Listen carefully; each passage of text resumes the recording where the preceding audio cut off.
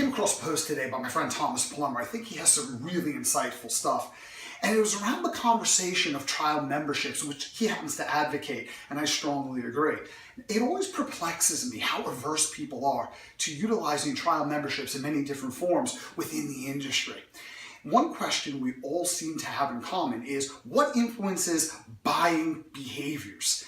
And I think a far more in-depth and simultaneously broader question is what influences human behavior, and how do I help these human beings who are coming to me with a need fulfill that need? Not to mention, that's a much more respectful question. And a lot of times human behavior is ignored when we're trying to influence people to make decisions that will hopefully in their best interest. A lot of times it's in our best interest, but hopefully the people watching this would agree with me, or many of you anyway, that the only way we get to earn the right to have what we truly want is by helping enough other people have what they truly want.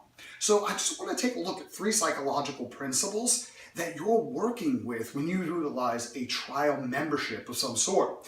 And the first one is cognitive dissonance. Now, many of you heard me talk about Friedman and Fraser and their famous study in Palo Alto. For those of you who haven't, it's about 2 guys who, well, researchers, just randomly 2 guys, who drove around in a van, not with a mustache, it's not that type of story. But anyway, getting to it, they would knock on doors in Palo Alto and basically ask people if they were aware of the number of deaths related to reckless driving, especially involving children. And people would say, no, of course, I haven't heard that. And they would ask, well, do you have children? And people say, well, yes, I have children, 2.3. And they would ask that individual if they would be willing, as a concerned, conscientious citizen, to take one small action that they believe strongly would decrease the number of automotive-related accidents, especially those involving children. And people would say, well, of course, I'm a very good person. What can I do?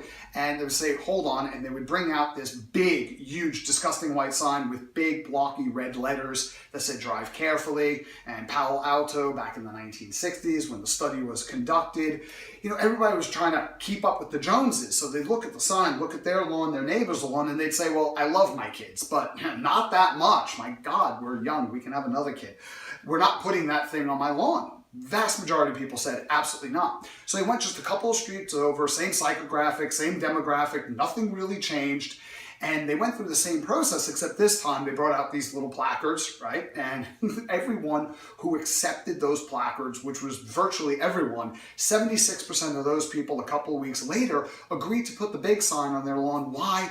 Because cognitive dissonance is the emotional duress that ensues when we try to hold, I look like Richard Nixon, 2 opposing viewpoints in our mind and still retain the ability to function. So when you let somebody come into your facility and utilize it for 2 weeks, every time they utilize it, they give themselves a reputation to live up to, just a little bit more, a little bit more, a little bit more. At the end of 1 week or 2 weeks, however long your trial is, it's a lot harder for them to resort back to their former behavior patterns than keep going along the path that they have consistently demonstrated within whatever finite period of time you agreed on that they're capable of setting and sustaining a series of actions. That also works on what's called self-efficacy, by the way. The next psychological principle is loss aversion.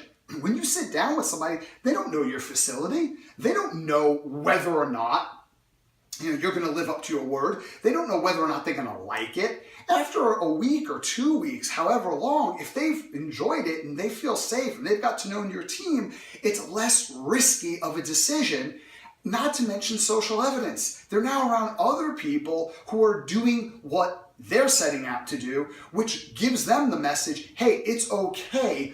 Other people engage in these services here and they succeed. Why can't I? And finally, experience. One of the worst mistakes we can make in an experience-rich environment that people live in is trying to push people towards an activity rather than restructuring their environment in a way that creates a fun and engaging experience that pulls them towards the behaviors that are in their best interests.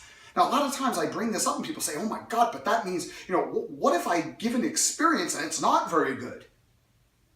Well, why would you ever want to sell somebody something that wasn't in their best interest and didn't do what you said it was going to do? What do you call the person who tries to sell something that they know doesn't do it says it should. Yeah, exactly.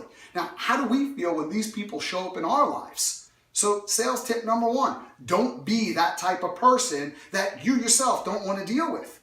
Secondly, people say, well, to create that type of experience and value, I'd have to train my team. Training my team is really expensive. You think a trained team is expensive? Try an ignorant one. Or, well, what happens if I train my team to provide really good experiences and they leave? Well, what if you don't train your team and they decide to stay? That's even a bigger problem.